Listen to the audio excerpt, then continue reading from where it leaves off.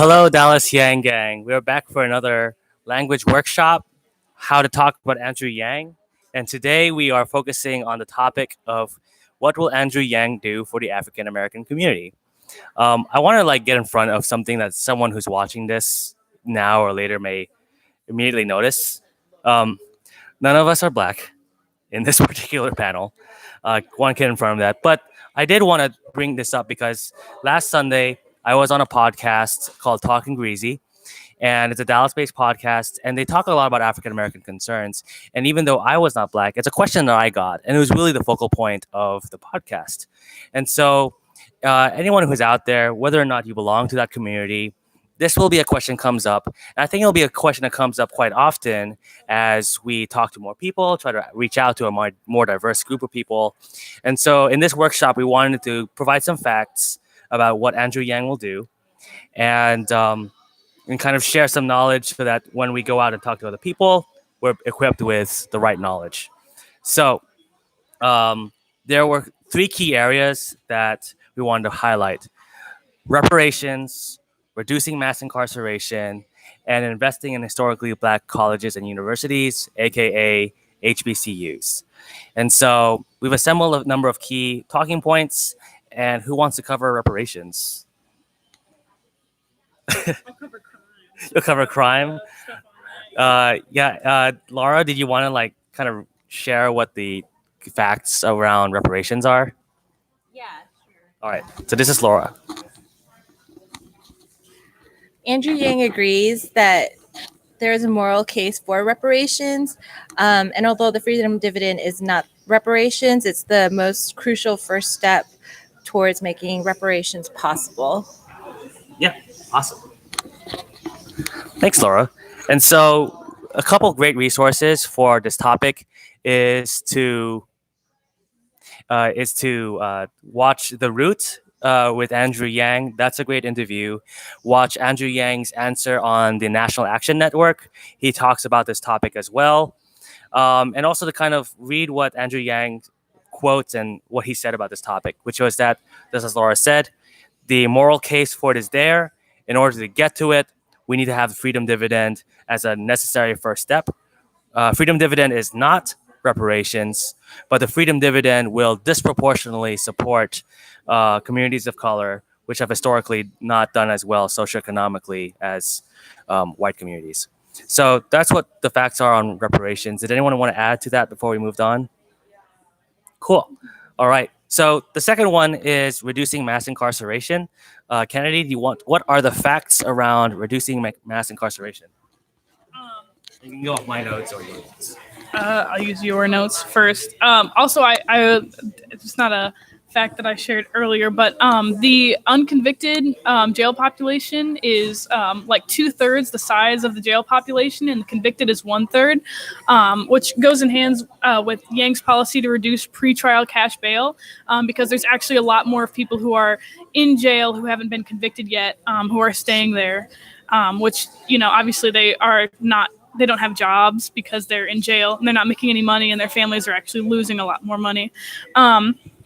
So minorities are disproportionately convicted much more often than white people, and they're incarcerated much more often. Most of the jail population are minorities, and especially African Americans.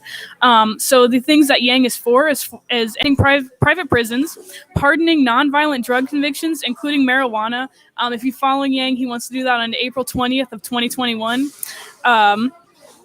Black teenage boys are the most likely to be victimized by crime. They're at 11.3% are the victims of violent crimes, and I think elderly white women make up 0.03% of the victims of crime, and so it's just crazy disproportionately amount of being victims. African Americans are disproportionately incarcerated at higher levels than any other community, and universal basic income is proven to reduce incarceration rates and recidivism. And also, Andrew Yang will address police brutality by giving every cop a body camera, because if you've paid attention to the news for the last year, there's a lot of shooting of unarmed Black teenagers that is, I mean, it's tragic to watch from any point of view. And I can't imagine being in the Black community and having to watch that unfold. Those are the ones that we do see. Yes, those are the ones that we see, and there are, an untold number of crimes like that never get reported. Every police should have a body camera. Do you want me to go into like all of this? Yeah, if you'd like. So a lot of the states that rely on cash bail, so cash bail is very subjective, and there's not really a way to know what your bail bond will be set at. And then if no one gets your bail bond, which is hard if you are have lower income, then you will just stay in jail unconvicted for a long time, and you're more likely to take a plea deal, which again just puts you in jail. You're more likely to get out of jail and just do more crime because you have lost your job, you weren't making any income. So reducing pretrial cash bail would help disproportionately minorities a lot more than other people, because rich people can pay for a bail, and lower income families, which are unfortunately mostly minorities, cannot pay for that bail. And then felony laws. So if you're convicted of a felony, again, disproportionately minorities, there are lots of things you can't do. For instance, vote. You can't live in public housing, get food stamps, serve on a jury. The list goes on and on. I mean, if you look up the rights that you lose as a felon, you might as well not even be an American citizen. So Andrew Yang wants to revisit those and reconsider the fact that felons should have rights once they get out of jail, especially non-violent felons. He has drawn the line at murder. I think was the one that he said you should probably not be able to vote for. But the rehabilitation and recidivism of felons is something that he is for. And that's the biggest. Oh, he has a quote that says, "Mass incarceration is one of the biggest civil rights issue of our time, and it needs to be addressed so that all have a fair shot at life, liberty, and the pursuit of happiness." So that's the big quote. Awesome. Thank you, Kennedy. And did we also include ending private prisons and marijuana? Yes. Yeah. Okay, perfect. So those are another major area, which is reducing mass incarceration, because as Kennedy mentioned in our facts, communities of color, especially African Americans, are incarcerated at way higher levels than other communities, even though the amount of crime actually committed is not that different. All right, so the final area that Andrew Yang supports the African American community is on the topic of historically Black colleges and universities, aka HBCUs. I've been told that the Texas Southern University, where the last debate was held, was an HBCU. And so his stance on HBCUs, the foundational philosophy is that HBCUs have an incredible historical mission that's shown to elevate hundreds of thousands of African Americans. But because they don't have these crazy endowments that some of the rich schools do, they are struggling. So we take it from the stance of that they are an important part of society. They play an important historical role. And so we have a kind of obligation to help these schools stay alive and not struggle. So the two key things that he'll do is drastically increase funding for HBCUs, and he will acquire all universities with endowments of over $30 billion to contribute to the founding of a new university in a community identified to need one. And so this will help distribute the economic value, help more universities and more communities get started. And the way that he'll do it is by tapping into these multi-billion-dollar kind of coffers of cash that are sitting in very concentrated places. Did anyone else want to add anything to that on the topic of HBCUs?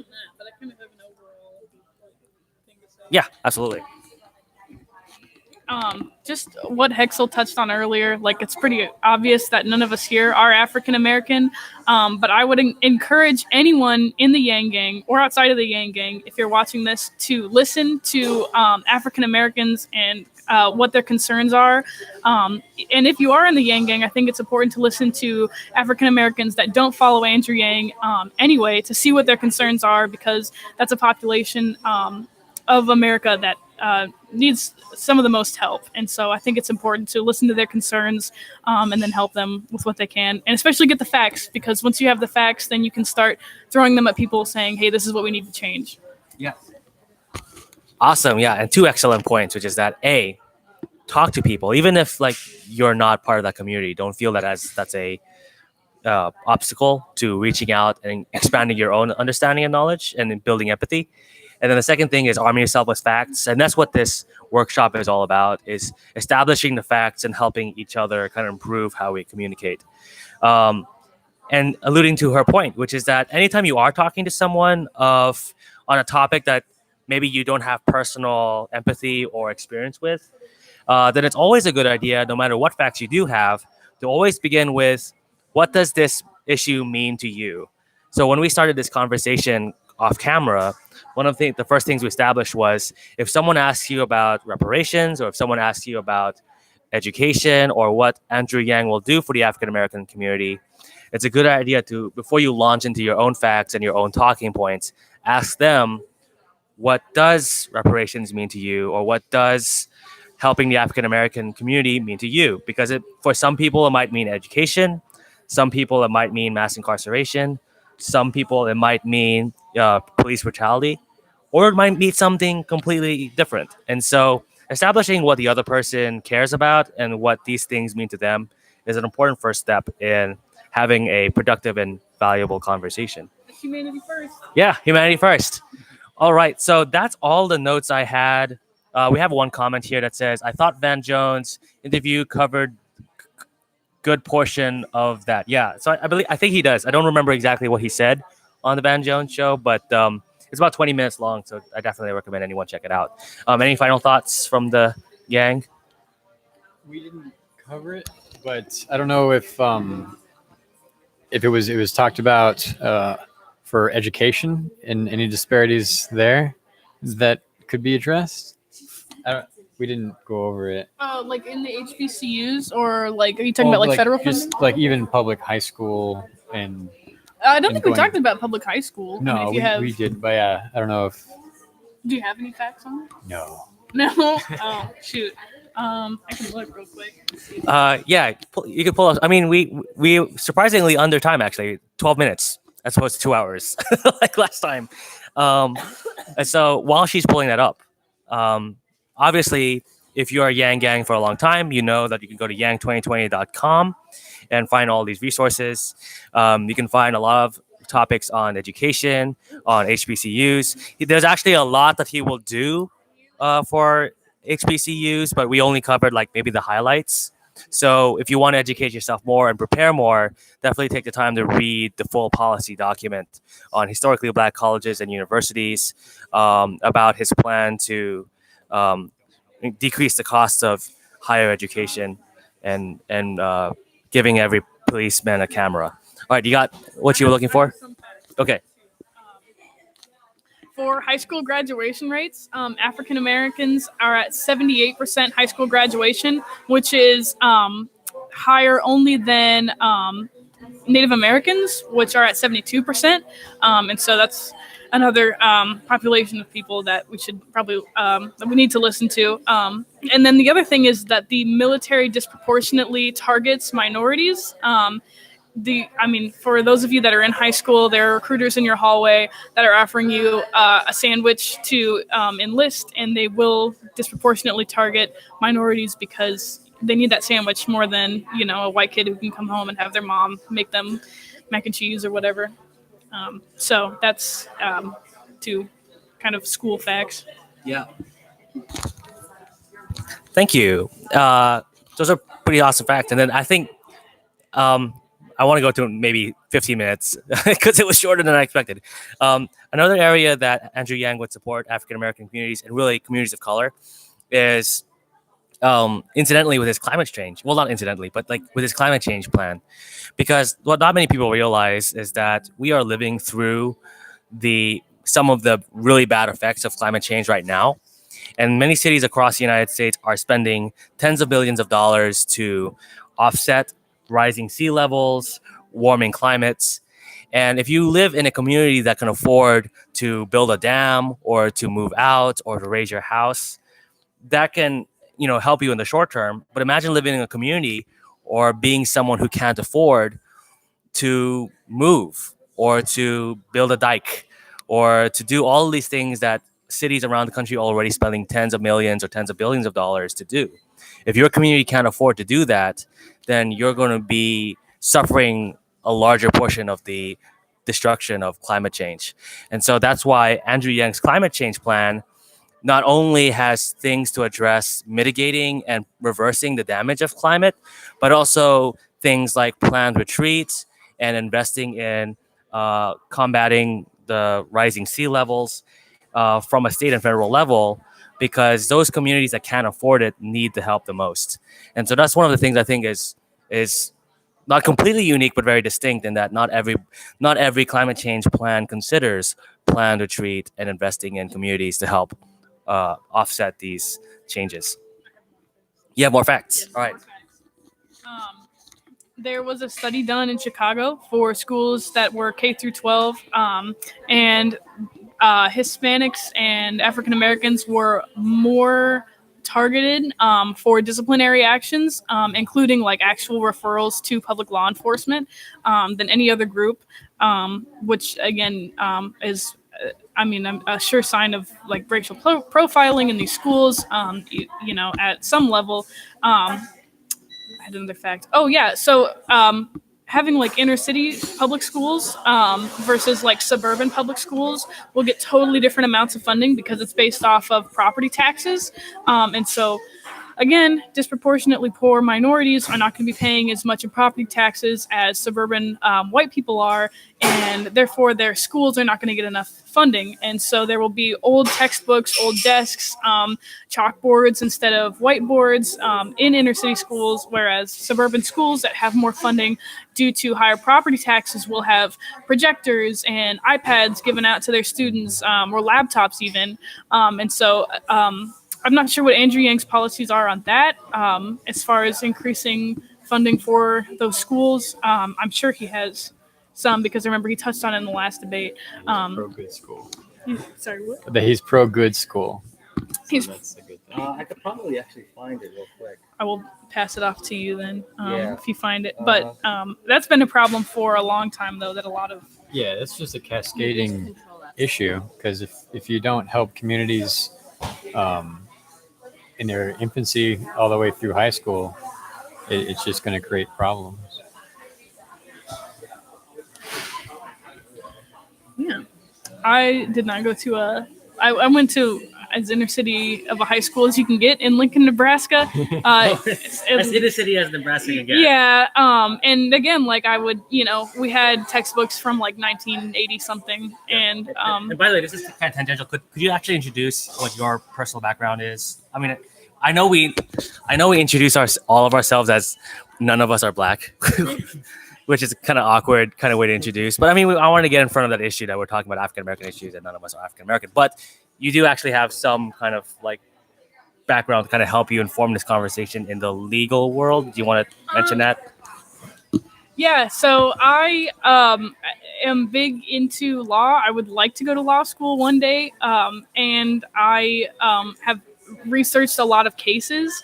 I'm not a lawyer. This is my big disclaimer. I'm not a lawyer. This is not competent legal advice or counsel. I'm nowhere near. This is, but I do know how to read court cases and kind of, figure out what all the there and with fors and all those like fancy words, how to translate them into kind of layman's terms. And so like all of the statistics on crime and all of the facts and all of the cases I've read, it's, I can decipher those a lot better than the average person, I guess. So. Awesome. Thanks, Kennedy. All right, so we're hitting the 20-minute mark, so I think it's a good time to start wrapping up. I think there's at least two policies that Andrew Yang has that are overtly targeted at the African American community. Well, two stances rather. One is historically black colleges and universities increasing funding, and the other overtly African American thing is his stance on reparations. But a lot of these policies issues that we've talked about, even though they're not stamped per se with a particular community's name in mind, things like reducing mass incarceration, funding for higher education, fighting climate change and investing in communities. These are all things that, even though they're not stamped with a particular community's name, they help those communities in the long run. And so that's one kind of the larger picture thing that I wanted to share. And yeah, so plugging this event. So going to wrap this up now. This is the DFW Yang Gang. We're based out of Dallas, Texas, Fort Worth, Texas, this Metroplex. We can find us online at DFW4Yang on Facebook, Instagram, and Twitter. We also have a website, dallasYangGang.com. We have a weekly meetup every Saturday morning at 10 a.m. It's currently at La La Land Kind Cafe. Subject to change. It's just so follow our social media to kind of see if our location changes. But we always meet Saturday morning at 10 a.m. This has been our weekly language workshop where we talk about the facts of Andrew Yang's policy and we discuss talking points to help us communicate better. We have it every week, so we alternate between Tuesdays and Sundays. So every other Tuesday and every Sunday in between. So our next workshop is not next Sunday. Is it next Sunday? Oh yeah, it is next Sunday. Yeah. So Sunday at 1:30, right? Yeah, 1:30. I think it says 1, but we changed it to 1:30 because no one's ever there on time at 1. So 1:30 is our next 1:30 Sunday is our next workshop, and you're welcome to tune in live here on YouTube, and we'll have these kind of recordings posted so that you guys can share in the knowledge and offer your own thoughts and advice. Yeah. Anything else anyone want to say before we tune out? Cool. All right. Thanks for joining us. See you at our Yang Gang event. And remember to secure the bag and put humanity first. All right. Thanks, guys.